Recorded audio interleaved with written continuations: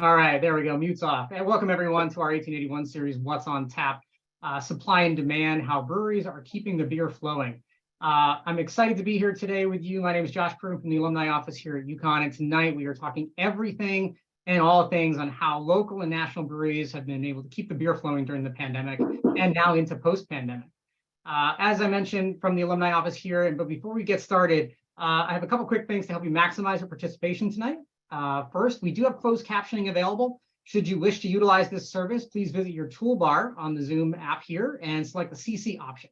You can then activate your subtitles and that'll pop up after about a minute or so. You should see those coming up on the screen.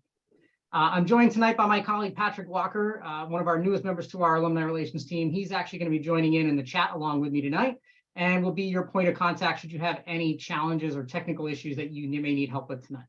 He should be dropping in instructions into the chat right now as well on the use of the closed captioning. So if you need to take advantage of that, please go ahead and do that now. For those of you that have participated with us before in our virtual 1881 events, you know these are designed to be fun. They're designed to be engaging and exciting and social. So please familiarize yourself with the chat function on your toolbar at this time and be sure to use it.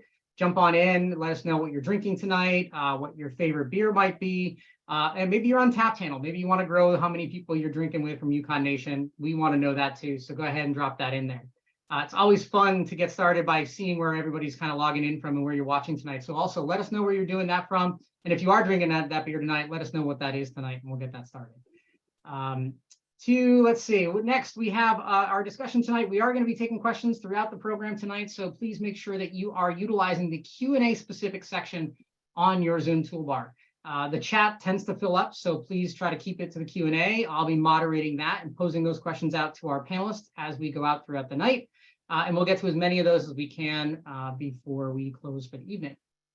Now, to get started tonight, our guests tonight range from microbrewery to, well, let's put it this way, the largest brewery in the world at one time, and now also to faculty of the University of Connecticut. And throughout the last 3+ years, I can tell you right now that these brewers have been through it all. They've seen it all, and I'm pretty sure in that time they've drank it all as well, because they would not be here if they didn't test everything that they did. So we're excited to have our fantastic alums joining us today from Labyrinth Brewing, from Two Roads Brewing, and from Cloudburst Brewing. But we're also extremely excited to have some fantastic UConn faculty that we always partner with on these events. Professor Tao Liu from the University of Connecticut School of Business. Professor Liu is an assistant professor of operations and information management, where he specializes in supply chain management, transport, logistics, and socially responsible operations. Professor, thank you so much for joining us tonight. I will drop off screen and leave this in your capable hands. Okay, thank you, Josh, for the nice introduction, and thank you everybody for joining us on this Monday night. So yeah, as introduced by Josh, I'm assistant professor at School of Business at UConn, and my expertise is about supply chain management and transport logistics. And before, as you can see, I already put up my virtual background for beer to fit today's topics. And yeah, hopefully I will get a real beer after this event, so that I can keep my mind clear throughout these events. So today we are very happy to have a group of great panelists. So they are managing breweries at different scales. Yeah, I'm looking forward to see their insights in their businesses. So yeah, first of all, let me have them introduce themselves. Maybe Adam, go first. Yeah, thanks. I'm Adam DELAURA. I'm one of the owners of Labyrinth Brewing Company. We're a small 7-barrel brew house located in Manchester, Connecticut. We have been open for about 4 years. We were open long enough just to almost get stable after opening up before the pandemic hit us. So it has definitely been a heck of a roller coaster ride trying to open our place, deal with that, and all the things in the future, that have happened since the pandemic. So I'm looking forward to a pretty good discussion. So, feel free if you got some questions. Throw them in, and I'm sure myself and the panelists will be happy to answer them. So thank you. Yeah, and be Ryan. Hey, how's it going? I'm Ryan GERNAT. I'm the brewing supply chain manager here at Two Roads in Stratford, Connecticut. We're a 100-barrel brew house, and we've been open. This will be our 10-year anniversary coming up. We opened our doors in 2012. So, yeah. Yeah, Josh. Hey everyone, my name is Josh Waldman. I was formerly the brewmaster at Elysium Brewing Company in Seattle, and I've only recently, about 8 weeks now, transitioned over to Cloudburst Brewing in Seattle as well. Graduate class of '02, BA in philosophy. So that's how I got into beer, I guess. Thanks. Yeah, so I'm not sure, Patrick, you want to introduce yourself? I think you might be dealing with something. So go ahead, Tal. We'll keep moving.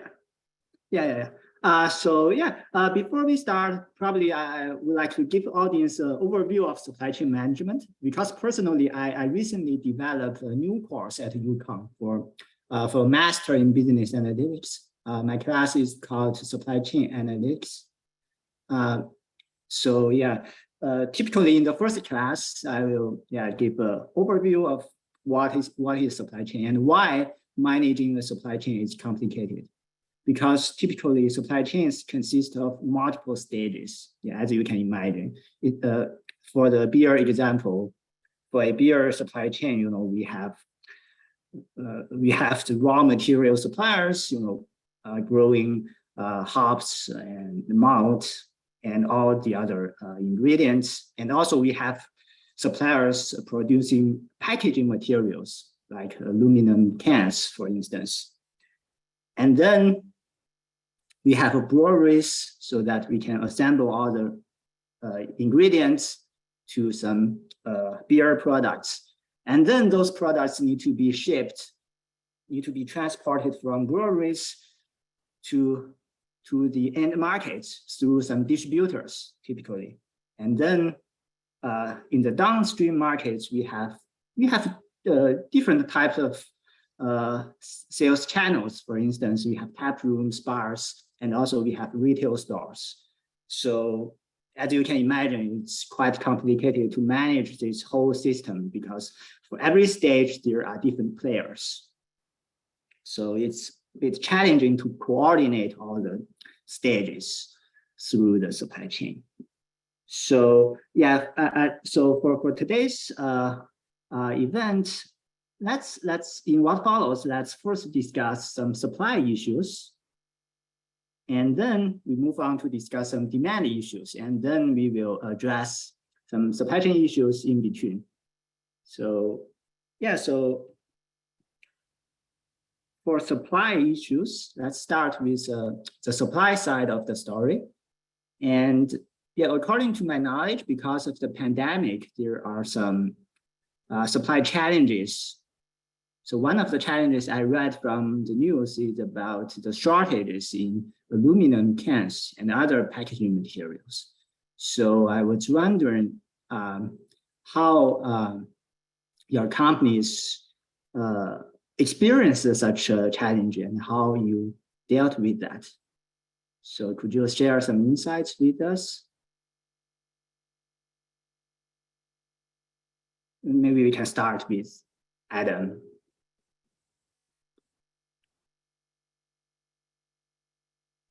Sorry, I was having microphone trouble.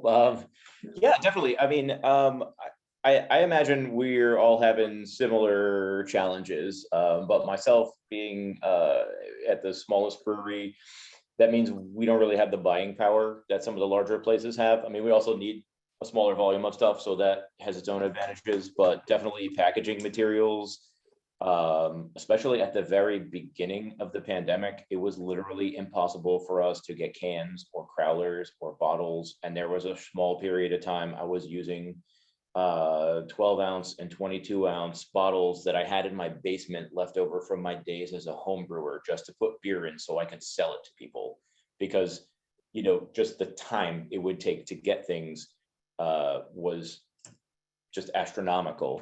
I will say, being on the smaller side, it's easy for me to call one of the larger breweries in my local area and say, hi, can I buy a half a pallet off of you? Or can I just buy 100 cans from you, or something along those lines? And while that did not work out all the time, it certainly was beneficial to it helped me sort of be a little flexible as to where I would get my stuff, knowing that there wasn't a lot of it out in the world. Yeah, that is very interesting. Basically, you buy your materials from your potential competitors. Yes. Then this creates some They opportunity were to nice enough share. to help me. Yeah, but that's good. That's a way actually to manage this supply fluctuation. So different companies can leverage a pool of resources. Mhm. It's very interesting. Yeah, how about Ryan? Yeah, we had our difficulties during that time. I focus more on the raw material side, and then we have another person that's comparable to packaging side. But yeah, I know when that hit, basically we had everything kind of contracted out, so we were kind of insured a supply on what we were going to get. The other thing is our brewery isn't just brewing for us, we brew for contracts. So they also had to do their supply thing. So it was give and take on what we had available to us, but we ended up making it through. We kind of, yeah, that was basically it. Yeah, did you find it challenging to enforce the contract, or is there any problems with the contracts? Oh yeah, I mean, we're on the phone every day with suppliers and stuff, and just making sure that what's going to be coming in a month from now, what's going to be coming a week from now, and I know we're going to talk about this later on, but like trucking, everything like that, it just, with every delay, it pushes things back. So you're constantly changing your schedule on what's going to be happening. So basically prepare for the worst and hope for the best. Right. Yeah, do you have anything, written in the contract so that once something happens, you know what to do with the suppliers? Like a kind of performance indicator of your suppliers? Not really sure. No, but I guess you maintain some long, cooperation with the suppliers. They also want to do their best. Yeah. All right, Josh. Yeah, our stores are all pretty similar in the sense of having a little bit of difficulty, especially early on. Many of us had, even if we were into the packaging quite a bit, if much of our mix was packaging, having new beers that were draft only or intended that way, and having the draft market shut down so abruptly, it forced everyone to reconsider how they were going to get those beers, either just to lose them essentially, or if they were going to make efforts to get them into crowlers, which were a pretty unique format. And so they were only run on certain schedules. And so everyone was kind of clamoring for the same supply of crowlers specifically. And then I think there was an interesting issue, that bit of a split. So for packaging brews, of course, there's printed cans, and then there's other cans you're going to get, or blanks or brights, where you're going to label them in-house. And so everyone was kind of fighting for the brights, because especially smaller breweries, if they didn't have designs already set in place, or they didn't want to commit to large truckloads of single variety cans. So the brights were in high demand. And of course, and I'll be speaking mostly from a perspective of Elysian Brewing, my time there. We also had I think most everyone else was dealing with Ball, but we had Anheuser-Busch owns their own can company, the MCC. And so there's the supply was still an issue, but it was, we had that mitigated a little bit by having an internal can supply. But of course, all the companies within AB, all the smaller subdivisions, had to amend their business plans, and we're all fighting over that same supply, which was further constrained. So huge supply issues. And as Ryan already alluded to, I mean, we were fighting trucking issues once they were actually in place. But then, of course, aluminum companies, can companies, were fighting for trucking issues to get things in. So it's a funny push and pull from that perspective, is that it's not like the supply chain issues hit exclusively breweries. Of course, it hit the suppliers of the suppliers to the breweries. So that compounds all those issues. It was pretty substantial. And I think if we didn't have quite a bit of storage capacity, both within Elysian and within the large network, it could have hit us. We would have felt it more, I'd say. So that ability to hold volume, hold inventory was kind of our saving grace. But Yeah, as you mentioned, that's the complex part of supply chain. You manage your supplier, but there are you have multiple tiers in your supply chain. They have to manage their suppliers. That makes sense. Make things even more challenging. Yeah, and one thing you mentioned in particular is that do breweries print, the print on the cans themselves, or they just let the can suppliers to have it printed? They do it both ways, or? Yeah, it's a mix of both for sure, right? And I bet, Ryan, you probably have a good experience on both sides of this. But yeah, we had a mix at Elysian of some printed, particular big like core brands, and then we'd have other brands that were maybe seasonal or one-off, where we might get brights or blank cans in and label those in-house. Yeah, we would have the same. Basically, we get wraps for the seasonal stuff, and then the stuff that we know is going to be constant is painted. So yeah, I asked that because that's related to some of the topics in my class. It's called in managing a supply chain. Sometimes because of demand is so uncertain, sometimes you want to postpone the customized products, because then you just hold. Sometimes if demands for two products are very uncertain, then you are better off having some unprinted cans on hand. And then once you have a better idea what demands are going to be like, then you have it printed later on. This creates some flexibility in your capacity. Yeah, interesting. Yes, other than packaging materials, we also need ingredients like hops and malts, for instance. So yeah, I don't know whether the supply of those ingredients were also impacted by the pandemic. I'll take this one. Basically, yeah, anything that we have coming to the brewery grain wise from overseas, I would order out grain, or I'd order hops and stuff, and I usually would have like a 2-month time limit on that. And I saw right when the pandemic started, it basically that time frame just went out the window. I would order stuff early on in the spring, let's say for like Oktoberfest, and I know all the grain got delayed until almost September when we've already brewed the beer.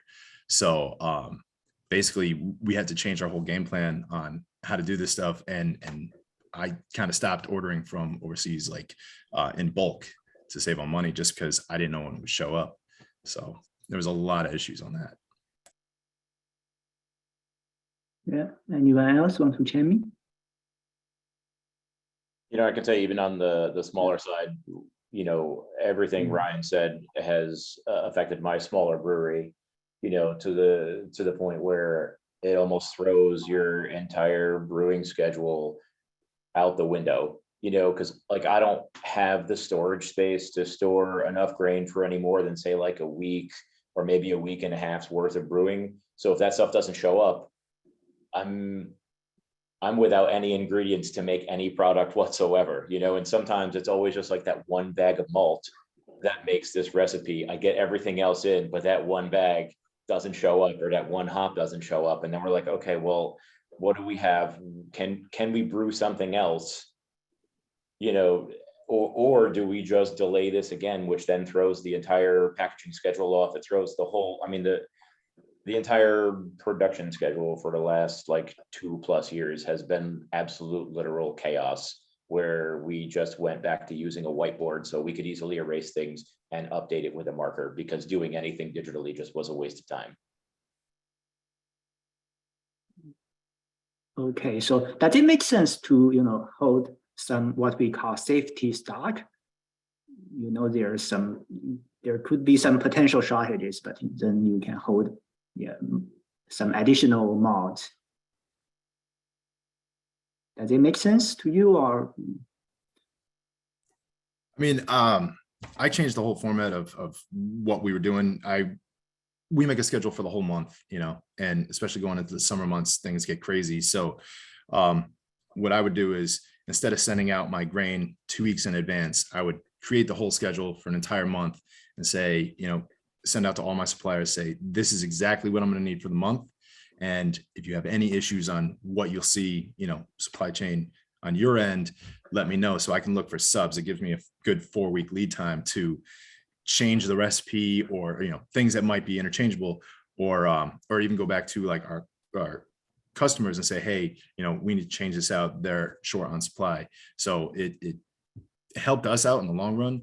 But like Adam was saying, we don't have any space. As soon as the space clears up, it's filled with something else. So you know, I can't get everything in all at the same time, but I can plan for it. So I have at least as much lead time to switch it up to whatever I can do. So. Yeah, that's very, very interesting insights, because in textbook, you know, we just told students, you know, you can hold what's so-called what we call safety stock to buffer against uncertainties in either supply or demand. But the reality is, as you said, you just don't have enough space to hold everything in stock. Yeah, I mean, speaking from like a larger brewery with a, you know, a larger backing as well, that's definitely an issue where we will try at least to take you know, forward contracting in 7 years plus on some materials, which is crazy. And sometimes that doesn't even pan out, even if you're trying. If the supply isn't there, it's not there. But we're taken to say that oh geez, I'm mixing up my sayings. One of them was don't fall in love with stuff you can't have, but that's a different story altogether.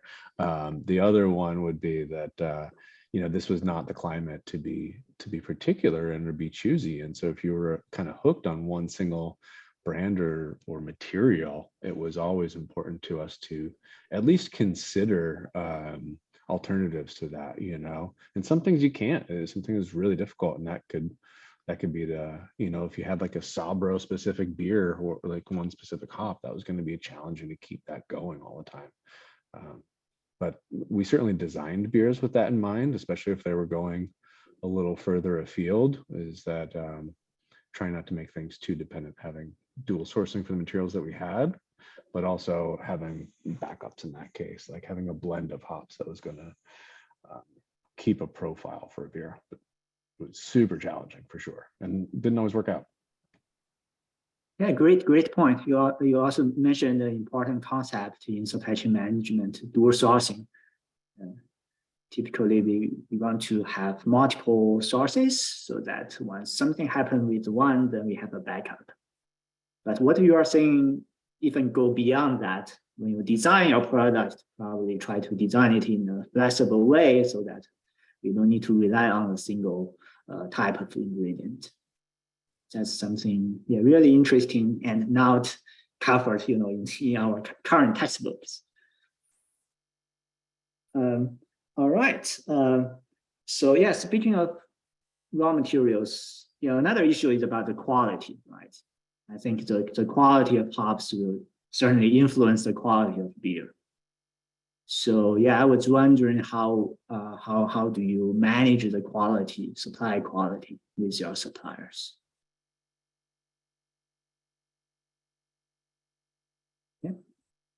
You know, for me, it just kind of is what it is, right? And I know that doesn't sound like, I don't know, that doesn't sound like great wisdom, but for us, you know, we're a very small team of people. We don't have a lot of equipment to say, you know, measure malt, for example, when it comes in.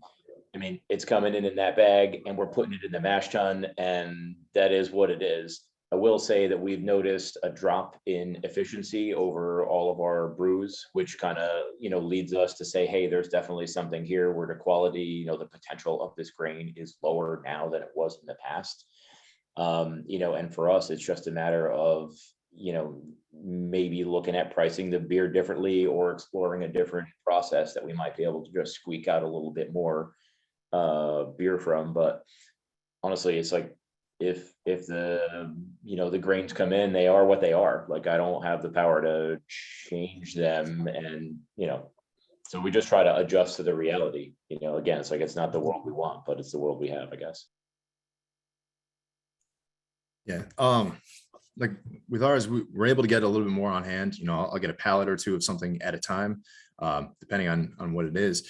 But even going back on what we were talking before, if I plan to order for, so-and-so weeks, and then say a beer gets cut, now I have that grain on site and it's just sitting there. And especially during the summer months when things get crazy, if that grain is just sitting there, that leads to potential problems with like moisture or anything like that, or potential bugs, if it sits too long. So you want to make sure it's in and out as soon as possible to stick with your schedule. And, obviously if everything changes the way supply issues were, you really have to just kind of focus on all that and hope for the best. And with us, we've seen a few bags come through here and there, and we could put them aside because, we order slightly more than what we need. But when it comes down to it, and if like whole pallet's bad, you're kind of, in trouble. So you got to work around it. And I'm probably going to abuse the word complexity in this discussion, but this was like the phenomenal complexity of what we've gotten into in these last couple of years, and I'll refer a little more to the packaging components. I think if you're getting cases in, or like you're packaging cases and you're doing it by hand, you're taping boxes, that kind of stuff, you can deal with those a little bit. But when we had machinery that was on pretty tight tolerances for, erecting boxes or stuffing six packs or even bottles, we definitely saw a dip in quality. Let's just use those mother cases of cartons. We saw a dip in the quality on that, and some of that was raw material going into the suppliers, like the case makers, the cardboard companies. But there was also, kind of an overlapping time. We saw this reckoning, right, where people were leaving the workforce, and it was harder to keep people in place. So we saw that loss of knowledge at some of our suppliers. And with that came a concomitant like drop in quality of those boxes. And then what's happening is that drop in quality on the boxes but we were seeing that in our machinery as well, is that we weren't able to assemble as quickly as we wanted. So now our efficiency, our line times were going up, efficiencies were going down, and we had to absorb a lot of that cost. And it was much more than just an increased cost of supply. This was time spent. This was rework that was being done. And it was all waste. And so we had to absorb quite a bit of that, of course, because there wasn't much they could do. And we just kept our numbers and started tracking like, hey, we used to see this many boxes get thrown out. Now we're seeing this many get thrown out, and take it back to the supplier and see if they got a plan to make it right for us. But it was a lot of back and forth, and there's only so much, I know that probably a lot of people expect that AB is Anheuser-Busch as a big company is a little bit more of a bully and wants to push people around with the size. But ultimately, if we're not good partners, then what are you going to do? That's not going to work. We've got to work with companies to help them. And one of the best things we could do is give them feedback and give them opportunity to to rectify the situation, of course. So we definitely saw that. And like Adam was talking about, there was, again, the complexity at the same time that we're having supply chain issues in terms of like pandemic related things. And then we've got just really hard, like really bad crop year on the barley come in, and same situation where we get it and it's out of spec, and there wasn't so much we could do. We knew this was coming. Protein content's been up, and then that means that the extract is down, and we just kind of compensate. And so we're throwing more mash, throwing more grain at everything. And it's not a huge cost necessarily, but it's not nothing either. And together with everything, that's why we're kind of all in this position of like, who's raising prices, who's dealing with it. It's been quite a bit, as you've already listed out here. There's the supply issue, there's the logistics issue, and then there's also just quality, and all of that's coming together at the same time. It's a lot. Cal, if I can jump in, there's been a few questions that might be relevant to some of this discussion that we can kind of target real quick, if you don't mind. Yeah, sure. The first question that's here is, as everything looks to move forward. And as smaller breweries or new breweries are, trying to break into the market and attain shelf space, which Adam, I know you self-distribute, so this is something that's near and dear to your heart. And obviously, Ryan, I know you guys have a contract out, and Josh, I don't know enough about Cloudburst. Maybe you can fill us in. But how do you see the landscape changing and adapting over this next few years? I mean, we talked about the bubble and the wave kind of crashing on micro and craft breweries. How is this impacting, and where is it going? And do you envision leaning more on taproom sales, or is distribution truly going to be the way of the future?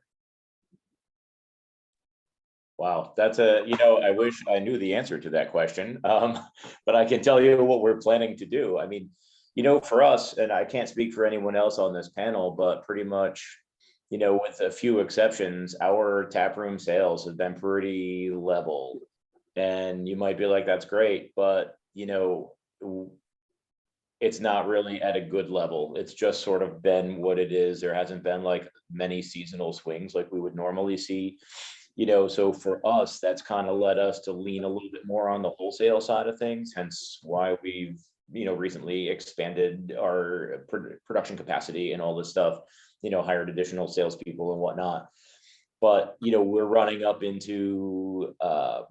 against basically, liquor stores have less shelf space for craft beer. Everybody and their brother in craft beer is trying to do the same thing. I mean, almost all of the breweries really close to me have the same plan: ramp up production, get what they can out of the tap room, but make up what they're losing by squeezing into the marketplace.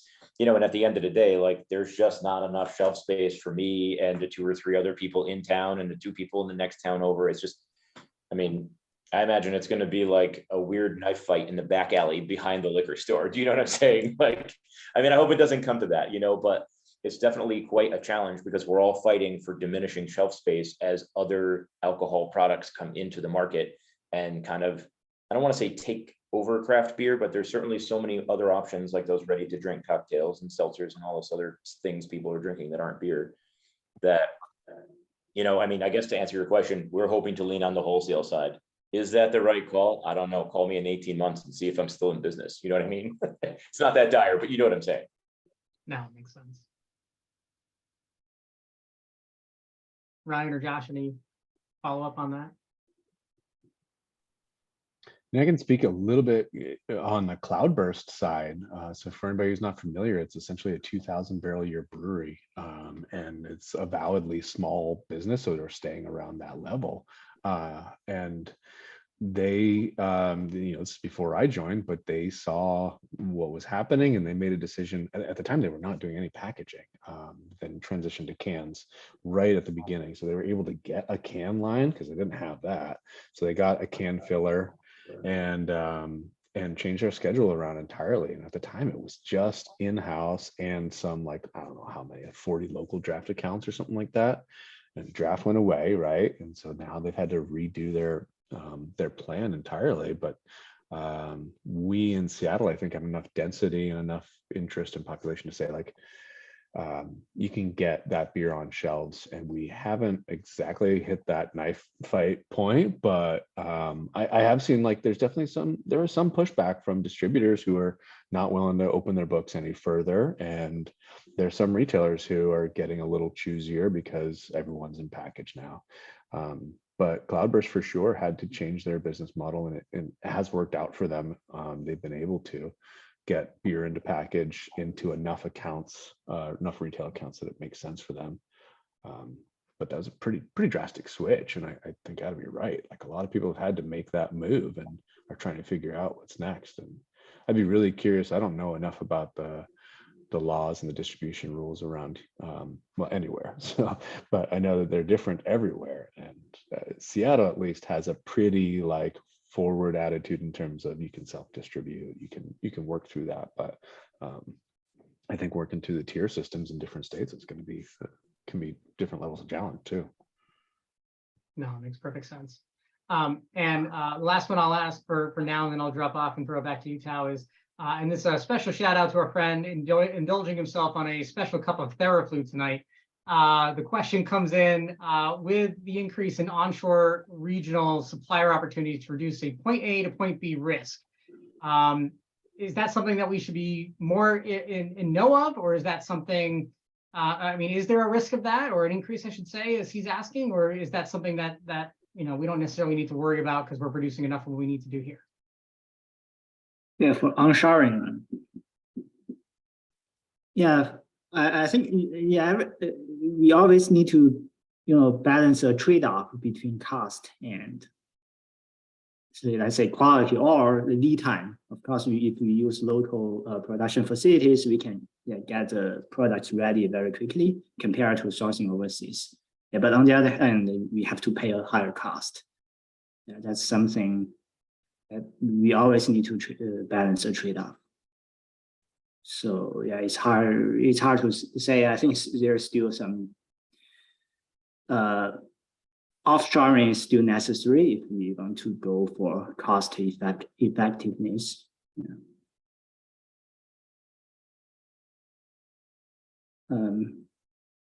All right, so yeah, okay, so shall we continue with our plan? So yeah, just as we already talked about, how demand is changing in the next few years. So yeah, I think we can move on to the demand side. We have talked about so many challenging issues on the supply side. But now for the demand, I was wondering if you guys see any changes in consumers' behavior due to the pandemic, or before and after the pandemic. I imagine that people may try to, during the pandemic, may try to avoid, drinking in a tap room. Maybe they prefer more about buying from liquor stores and drink alcohol at home. Yeah, that's my imagination. Consistent with the reality or not?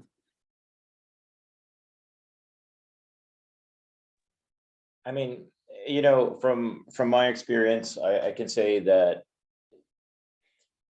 the consumer behavior has definitely changed. I mean, certainly during the pandemic, and if you were in a state with a shutdown or whatever, people weren't coming on site to consume. But even, say like post shutdown and a lot of concern about the pandemic, one thing we've noticed is, well, I almost have the same foot traffic through my tap room on a regular weekly basis. The average ticket price is lower. So it's almost like the same number of humans are coming out, but they're just spending less of their money in the tasting room, which is sort of like, which is why my sales are almost like flat, right? If that makes any sense. And so what we see is, instead of, say, you and your friends go and get maybe 2 or 3 beers after work, you might all come and grab 1 beer and then grab a 4-pack and go back to one of your buddies' homes and hang out there, because, while everybody was cooped up in their little COVID bubble, like, staying safe or whatnot, people built patios and improved their homes, and they just made other connections, or they forged stronger relationships with their friends, and they're used to doing things other than going out 3 or 4 times a week, and not to mention anything, any of the impact of, say, consumer confidence recently with inflation, and gas prices are expensive. And I mean, that's pretty much the talk of the town, at least in my area, is like, how are we going to afford heating oil here in the Northeast and all this other stuff. So I can't imagine you're having that extra beer when you come to my tap room, when that, heating oil is almost $6 a gallon, when, so, we're kind of getting hit by both of those things that have sort of changed what our core consumer that would come on site are looking for. So.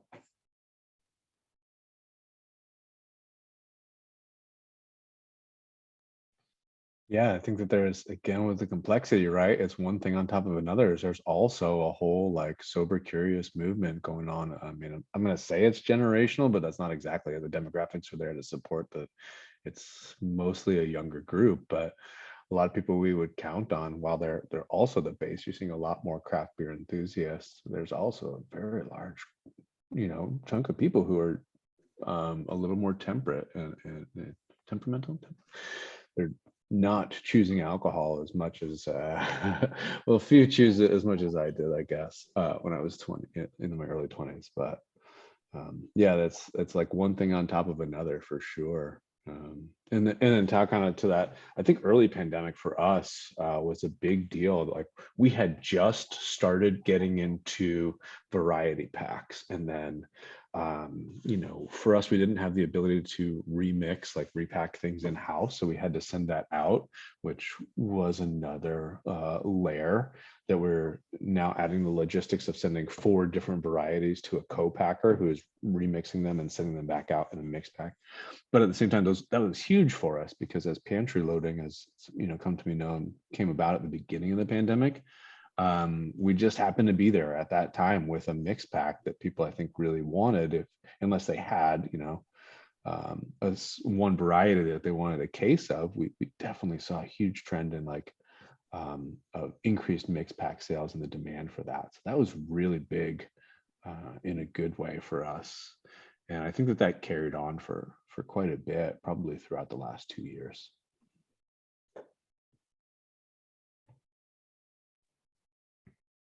So Ryan, do you have any feeling on thoughts on this?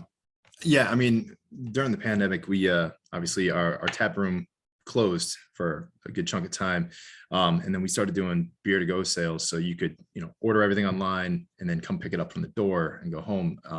So that really helped out. Tap rooms doing pretty well now. It's starting to look back more like normal. But I mean, during the last few years, it's as Adam said, it's like with everything going up in price, especially gas.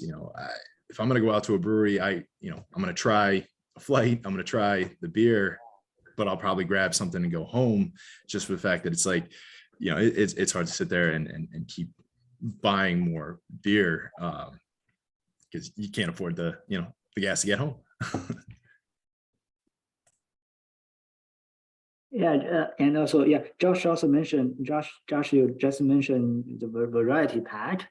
Yeah, I believe consumers are always looking for new products. So I was wondering how you guys come up with a prediction for new product. I know it's always difficult, but once you want to propose design and launch a new product, typically how you are going to predict the demand. Is there any? I mean, mine's not a fun answer, I would say, and something I actually missed quite a bit about being at a smaller, like, independent brewery is that we had AB and Anheuser-Busch had really strong innovations and insights team. So we would look to a larger company and they would see these kind of opportunities and they would assess the marketplace, and we were never told to like brew anything specific to that, but at least you'd know, like, hey, here's some opportunities, like wheat beers are going crazy or hazies or whatever it was. And so that was presented to us at least annually, if not more frequently, and if we wanted that kind of information. I think something I missed was the older days of just saying, like, they like us, they're just gonna drink what we put out there. And I bet Adam can, and maybe Ryan, you guys can probably get away with that a lot more than I could at Elysian. But we had that for sure. And then you look at those variety packs. That was always, while the tap rooms were not available during this time, the variety packs were an opportunity, or what we call like a try opportunity, right? We could put 3 known varieties in there and then 1 more that maybe is going to come up, and we have those sort of like rotating or seasonal packs that people can see, and we could get feedback on that. So I know. So we'd see a lot of space dust, and if we could get somebody to get a space dust and something else, maybe they would get us some feedback on that thing. So that was something that we were looking for, was how popular it was, what was the pull, what was the sell through, but also the insights team would put together some information that was sometimes helpful, or at least informational.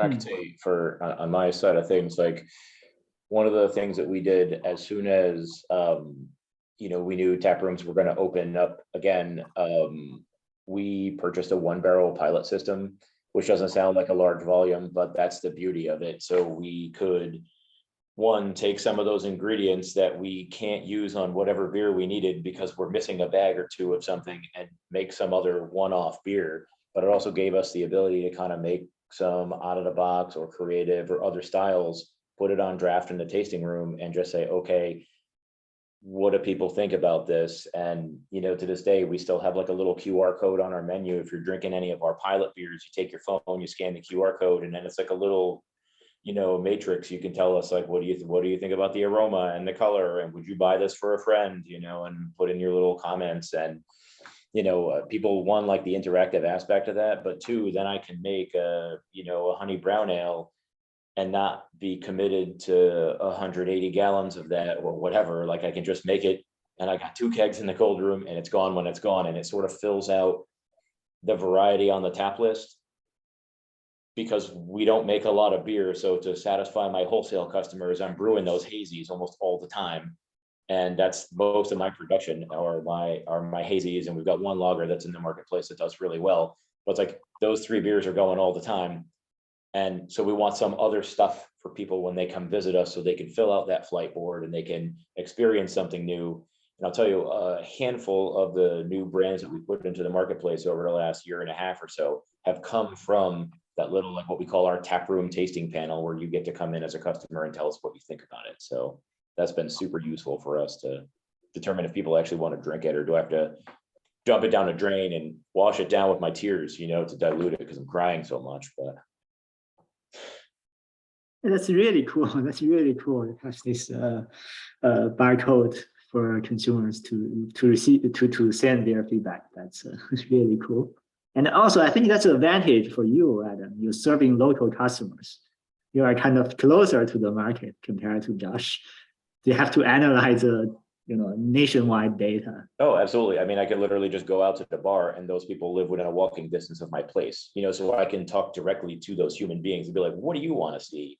And I mean, we do have at least 3 brews we've done that have been at the request of people who come to the bar on a regular basis, which, I mean, obviously then they sell well because those people were excited to help design the recipe or, you know, name it or come up with the inspiration. So. And so Ryan, you want to chime in? I'm right in between there. I mean, we started doing the variety pack. You know, we do our core brands and then we do like the alternating 4th beer out of there. This year we started doing Oktoberfest variety pack, which, you know, everything we have at we have a big Oktoberfest festival every fall. And, you know, it's really helped out. And it's also nice when you have that because, you know, like those guys are saying, it's basically, you're trying everything on tap. And it's like when you go to the store or go to the tap room, it's like, you know, you only have a certain amount of money to try each thing. But with that, it's like, you know, it's nice to have, and it's really helped with everything here. So yeah, we're just mixing it up a little bit each quarter on what we're putting in there. So Yeah. So yeah, now we just talked about, you know, demand prediction. I think one of the major tasks of supply chain management is to match demand with supply. So yeah, I think Adam has touched upon that, about how he kind of match supply with demand. He sometimes, you know, use the ingredients available to create some new products. It's more like I build a product based on what we have on hand.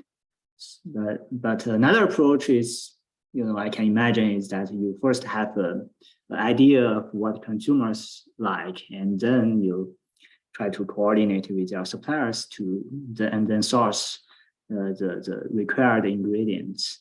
So I would like to hear maybe Josh, do you have any insights on how to manage your suppliers after you decide to launch a new product? It's definitely a challenge, and I think at Elysian we were very fortunate that we, you know, we really didn't have to rely too much on like aftermarket problems or flavorings or like I don't want to like denigrate the processes. There's a lot of cool products out there, but for sure, if we ever had something that hit a profile that we had seen as a target profile, and then that there was limited availability, it could be a challenge where we would go to suppliers and say, hey, we want more of this, and they didn't have it. And we ran into that, but not to the extreme that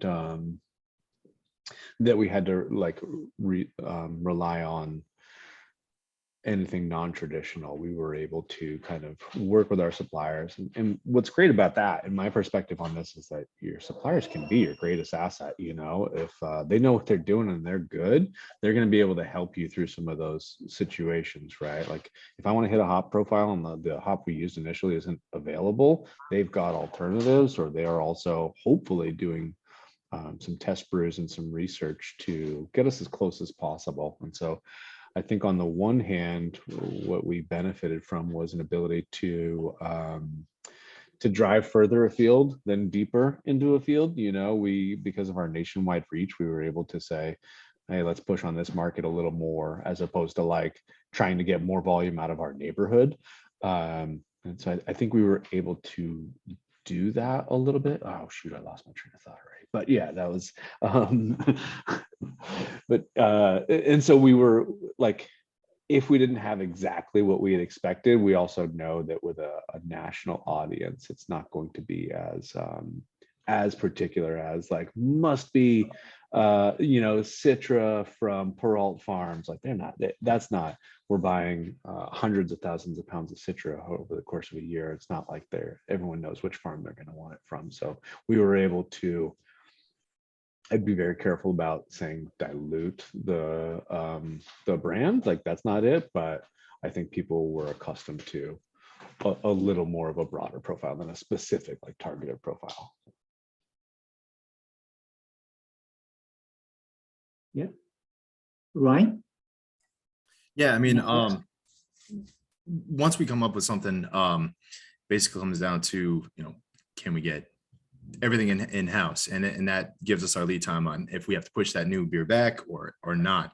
And what Josh was saying, like, the suppliers are essentially like, they can help you out, or they can, it can crash and burn. But I have a really good relationship with all the people I deal with, like for grain, hops, everything like that. So if I'm like, hey, you guys are going to be out of stock of this, they'll give me a list of, this is what's comparable, this is who you can reach out to. And and that'll help us. Or even like Adam said earlier in the program, that other breweries will help us out too. If I'm like, oh, I'm missing a bag of this, I'm missing a bag of that, you can call up your neighbor and say, hey, do you have this on hand? I'll drive over right now. Here's a case of beer, help me out. And that's been working pretty well. So it's like, it's my train of thought. But yeah, it's basically all about lead times. It's if something's going to be missing, you try to do your best to get what you can on hand to make that beer closest to what you're trying to do, and stick to your market profile. So yeah. Can I ask a question? I kind of want to ask Ryan, I mean, at your size, right? Like, do you have comparable breweries around? So I'm like, when you guys run out of something, or if you're short, which neighbors have enough to help you guys out? Hey, that is a good question. Now, so like I was saying before, I try to plan out like a month ahead of time. And if I run out, it'll usually, hopefully, and I don't want to jinx myself going forward, it'll only be like, hey, we're missing a few pounds of hops here. We're missing like just a couple of like the specialty bags of malt here. So those few things we can't have. But, when you're right, when it comes to a brewery of our size, and then all of our neighbors are slightly smaller, we're like, what can you do for us? The other thing is it helps that like our grain suppliers are, a day's drive away. If it really comes down to it, I can hop on a truck, or someone else can, to be like, help us out, but that is a good question. Yeah. As you said, lead time is is a challenging factor in supply chain management. It's about, all about lead time. I just think of other topics in my class. In supply chain management, we have in the supply chain we have material flow going through the supply chain, and also the cash flow transactions. But in addition to that, another important flow is information. So I'm happy to learn that you are trying to share the demand information, your demand forecast, your idea about new products with your supplier. And suppliers also have this trust in you, so that if the information can be communicated in advance, then this is probably some way to deal with lead time. All right. I mean, yeah. When you say, I know I keep saying complexity, I swear I'm gonna keep hammering that word, but like, I think back to some of these other issues, like you're saying, that it's not just, I mean, there was just the generic like pandemic base, but then we had a boat stuck in a canal that threw everything off, like on top of a pandemic. And then we've also got those global issues. I know, speaking of lead times, we saw like easily double and then quadruple on some things, even raw materials. Lead times were getting pretty big. And I mean, we're in the Northwest, most things are pretty close, but a lot of it for us, the big lead times were equipment related, VFDs, like, frequency drives or anything else that was maybe not manufactured locally or not on supply locally. Like those were huge. Some of those lead times have shut down, brewing projects, people who are going to expand, especially. That's been super challenging. Right. It's like 1 year ago. I think it's about 1 year ago. We have a very severe congestion at West Coast ports. A lot of vessels just queuing, waiting there to be processed. Yeah, the lead time can be, the delays can be a couple of weeks. Yeah, we saw that over here too, and it was like what I was saying before. I would order from overseas, and then the lead time would like double, triple, and then they'd finally come to port, and there were no truck drivers to bring it over to here. Right. And it's something that's an overseas vessel, like you can't just sign for it on the dock. You have to have it go to the warehouse first before you can even pick it up. So even if I could get a trucking company that I, called in, they wouldn't be able to pick up a product. So it's just sitting there staring at us, not coming to the facility, Yeah, maybe. Actually, going back to the onshoring versus offshoring issues. Yeah, because of that, I just said my answer to that question is more generic, cost versus lead time or quality. But from you guys' perspective, do you think onshoring is a viable, solution to those kind of transportation disruptions in the future? Honestly, I don't at this point, just because it's so, everything's so variable. You don't know what's going to happen. I know that the suppliers that we have, they've started stocking up in the US so that they don't have to deal with stuff will still be coming over, but they have more warehouse space here to actually hold it, which is great for us. Then we can order straight from the warehouse and it'll be in a few days versus, trying to do that. So you're trying to keep your savings over the, this giant vessel coming over. But in the long run, if you miss out on production dates, you kind of, screwed yourself there. So, I've just been ordering straight from the company and everything that's in the US right now. So.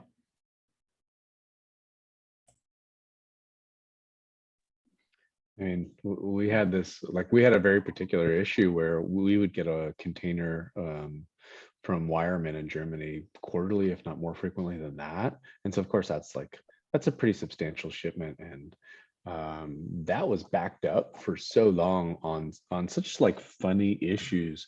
At one point, Wireman was having trouble getting containers, not even that they couldn't process the malt. They couldn't get a container to ship it in because of the backup in the canal. And so that led to delays there. And I know at one point we even, at the end of 2021, we'd had like multiple backups, and so they were all sitting like at port essentially here in Washington, and almost three shipments I think were sitting there, and they're like, you're not going to see these before the end of the year, and that was in September or something like that. And as part of it was labor related, part of it was just an absolute like backup on the port. So that was a wild one. That was like, complicated. It was piled up by many issues, but it was interesting. Yeah, speaking of containers, things can be even more complicated. And containers are reusable. Once you use container to deliver some material to one location, then that container becomes empty. And that is supposed to be sent back to the port to be used for another shipment. So as you can imagine, I just talked about one location, but there are a couple of locations around the port. And also, at the port operators, they also need to know for each location how many empty containers are there waiting to be picked up. That's a very complicated issue.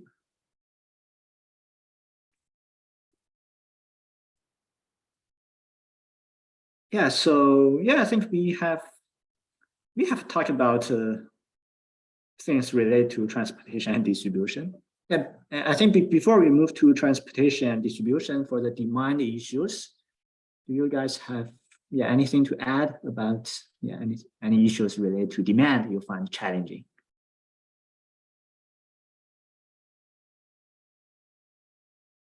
Tal, one question came in that takes a little bit of, goes in this direction just a little bit, and I'm trying to figure out the best way to formulate this, but essentially it's tied to those that are working with distributors. So I think, Ryan, you may be the only one on the panel that's currently doing that. Josh, you may have some insights through AB, but I'm pretty sure AB handle all of its own stuff kind of internally. But the question comes in, for product that you're putting out on the shelf versus the product that's being sold in your tap rooms. Does Connecticut have a law that allows microbreweries and micro distilleries to not pay a distributor for beers and spirits that are sold at the establishment or out the front door? I should know this. And my team will probably yell at me more for this. But from what I know, no, we shouldn't. I don't think that they have to be paid for what's going to the tap room or anything like that. Distributors pick up, they ship out to the stores, and then distribute from there. But everything that's like samples upstairs, tasting room, all that, that's all straight from a tap room. So it's straight from us. Awesome. Yeah. That's it for me. I'll back out again. Okay, thank you, Josh. So let's move on to talk about distribution, transportation. That's the link between supply and demand. So I know you have different breweries in terms of scale. So probably I guess some of you manage your own distribution, and some of you like running outsource the transportation to some third-party logistic providers. So probably let's start by briefly introducing how you manage your distribution. Maybe Adam, you'll start. Yeah, I mean, we self-distribute. So everything that we sell to wholesale, whether that's draft accounts or cans to liquor stores or whatnot, that is all, I've got 2 humans on staff that handle that, and driving 2 vans around our little zone of terror, as we call it in our meetings. We don't cover the entire state just because Connecticut is a small little weird shaped rectangle. It's a lot for 2 human beings to do, and we just couldn't make enough beer to cover the whole state. But as far as managing that, that's just my team of 2 humans, and it. On one hand, it would be nice to have the resources of a much larger distribution apparatus that has more salespeople and more experience in route planning, more trucks, etc. But also, it's kind of nice that we can almost kind of pick and choose. And if my local tavern calls me and says, "Hey, I need a half barrel," I'll put it in my rusty car and drive it to them on my way home. And I can totally do that rather than say, oh, well, you got to call the distributor and they'll send the guy tomorrow. So it's, again, it's like sort of the benefit of being at the small level, but then we don't quite have the resources or the point of purchase materials or, the sales fleet and the tracking apparatus and such that a much larger operation does. So, I mean, it's a lot of spreadsheets. So if you really like Excel, you can come join me in the office someday. It's really fun. Wow. I also teach spreadsheet modeling. Probably, yeah, we can talk about that later. All right, so yeah, so Ryan, yeah, I know you have mentioned something about that, yeah. Yeah, I mean, so we work with distributors, and we're up and down the coast right now. I mean, that's actually like a full-time job, just making, BOLs every day for, especially with our contract company, customers coming in. It's primarily like every morning we're shipping out product on truck after truck after truck. So, but it's, I can't think of the right word. It's a lot. It's a lot of work, especially if you're scheduling trucks to come in and they don't show up, no phone call. They just don't show up. You have all that product sitting there that the guys staged to get on that truck, and then they got to put it back in the coolers. So it's just, it's a lot, but, with the distributors themselves, we get our product out there, they send it to where it's got to go, but, managing all the moving parts between that, it gets a little daunting, but it works. Yeah, do you have some way to measure the performance of your distributor? If they delay, then yeah, what do you do? Yeah, I mean, most of the times we're working the same trucking companies like week in and week out, so we know them all pretty well, kind of know who's going to be there, who's not, and the guys kind of plan for that. So it's just a matter of it's like slap on the wrist to be like, hey, you really got to just show up when you say you're going to or not. But otherwise it does go pretty smoothly. We've had great luck this summer. We got a great team, so it's just a matter of just keeping things flowing. But to what Adam was saying, using Excel and all that, we finally got a program that we put all this into. The only problem is with the bigger the program, now you have all these other tasks of learning it, and then, oh, hey, the truck didn't arrive today, we move it tomorrow. You got to cancel that, bring everything back to inventory, and it's just causes more, issues there. So, there's some perks, and then there's some downsides, but, again, we all work well together, and it gets our product out there. So in the end, it's a great side of things. So. Yeah, sounds good. It's also, I think it's also related to information sharing. If you are going to delay, then inform us, one day in advance, then it may solve a lot of troubles. That's what I thought. All right, so Josh, you want to share some thoughts regarding distribution? Yeah, I mean, as Josh had kind of alluded to, we are in probably a little bit of a different category where all of our distribution would go through Anheuser-Busch distributors, or it was all kind of set up that way, which they have a slightly unique system that they have what they call DCs, or distribution centers. So we would send all of our, everybody's beer, everybody distributing beyond the local would send it to a DC, and then it would get kind of remixed, by the trailer load to go out from there. And that is an extra step for sure. And you asked about do we have any metrics? There were metrics for performance on the trucking companies, because most of the time we would still use local smaller trucking companies for local gigs, if it was just around Washington State. But if it was going beyond that, a lot of that was routed through Anheuser-Busch. So we had some metrics for the trucker company, but a lot of it was for the distribution network itself. And we would talk about, we've talked about how much inventory they would hold. So we'd call it DOI, days of inventory. That was a big one for us all through this time, was increasing or kind of constantly fluctuating that DOI so that we could actually maintain some freshness out there in the market, but also making sure the distributors weren't freaking out and losing confidence or just like not showing up. When it came to local trucking companies, that was really challenging. Like, like you said, we would hold them to account a little bit, but at the same time, they were just running out of drivers, people just walking off the job, and there's only so much they could do. So we could browbeat them and say like, hey, we need better service. And they're like, yeah, I hear you. It was, they were trying. So I think the local routes were really our biggest hurdle in that. Yeah, I'm curious. So you send your products to the DCs, and then are you also responsible for sending products from DCs to, say, retail stores, or it's retailer who take care of the rest? Yeah, we would. So AB, their network would. Elysian would send it to an AB distributor, DC, and then the DC would send it either to another distribution house, or they would send it direct to retail, sort of depending on the scenario. But all of that was handled internally. So we were kind of, in some sense, internally responsible for all of that. Mm-hmm. Okay.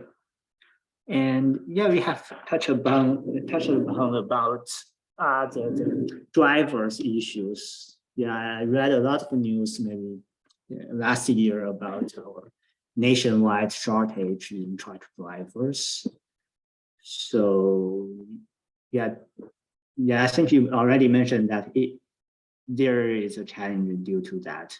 But do you see any improvement over the year? Is the situation becoming better? I mean, the shortage in truck drivers. I don't think we saw it get better per se. I think we adjusted to it a little bit and where we could. But I mean, one of my not favorite, but one of the prime examples for us is like we had a driver, we were getting something from the other side of the country, and they just dropped the trailer and didn't make any phone calls to their company or anything. They just quit. And so it took us 2 days to find where the trailer was located. Even though, I mean, they knew where it wasn't like gone, but just trying to figure out who was going to get it and everything like that. So that was a kind of a big example of like delay that we incurred because of just the labor situations there. So I don't know. I haven't been super in touch with that. My experience was it got bad. It got a little better. And I think we just adjusted to it. Mm-hmm. Yeah, I'd echo that. I mean, it's not as bad now as it was, I would say, at the height of not ever being able to know when anything was ever showing up, but it certainly hasn't returned to pre-pandemic, where if I place an order for anything, then I know you told me 3-day shipping or 2 weeks or whatever, and that's actually a time when it's going to show up. I mean, and this is raw materials, or we're in the midst of expanding our production capacity. None of our stuff has showed up on time. Any of our contractors trying to do any of the build out, none of those materials have showed up on time. Everything's on back order. I feel like no one has any idea what the hell is going on, but it's certainly not as terrible as it was when, say mid-pandemic, and trucking companies are just like, well, we don't have a guy that can bring this to you, so it's going to sit on our dock, and then when we get a truck, we get a truck. We'll let you know when we're coming out there. And it's like, do I drive up there with my Ford Focus and put the pallet of grains on the top of that? You know what I mean? Like, that's not possible. So yeah. Yeah, we've seen the same thing here. Issues are just exactly what Josh said. Shipment will start and then it goes radio silent. We don't hear anything on when it's coming in, and then it got pretty bad. But I think, again, just the way that everybody's adapted, given better lead times on our end to say, hey, I need this in, and maybe I don't tell our who we're ordering from when I actually need it. I'll say, hey, I need it by this date. I usually give like a week buffer by that time, just to say, I know it probably won't be here by that. I'm planning on it being a week and a half late, but with that built into our side, it does show up on time.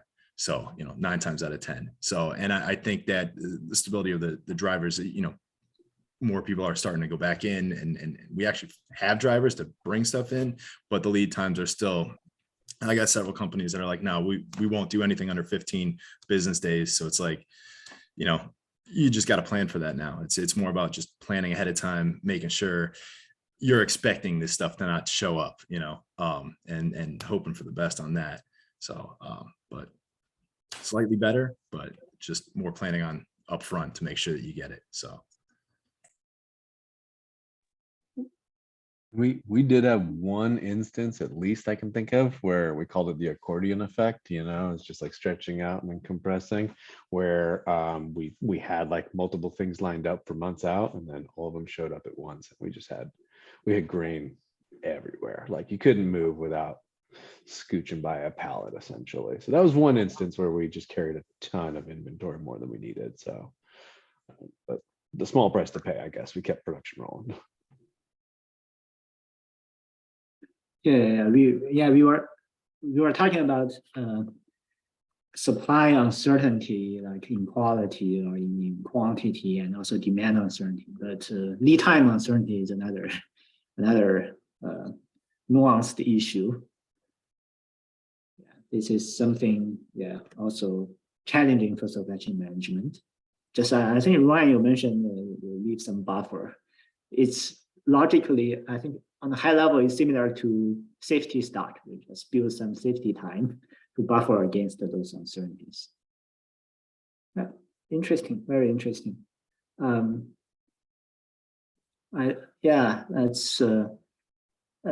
about the distribution. I don't know how much time do we have now. Maybe we can wrap up, Josh. Yeah, absolutely. I know that we have 2 questions that are still kind of open, if we can throw those out. And then if folks, I did drop in the chat that if you have any final questions, now's a perfect time to drop those in.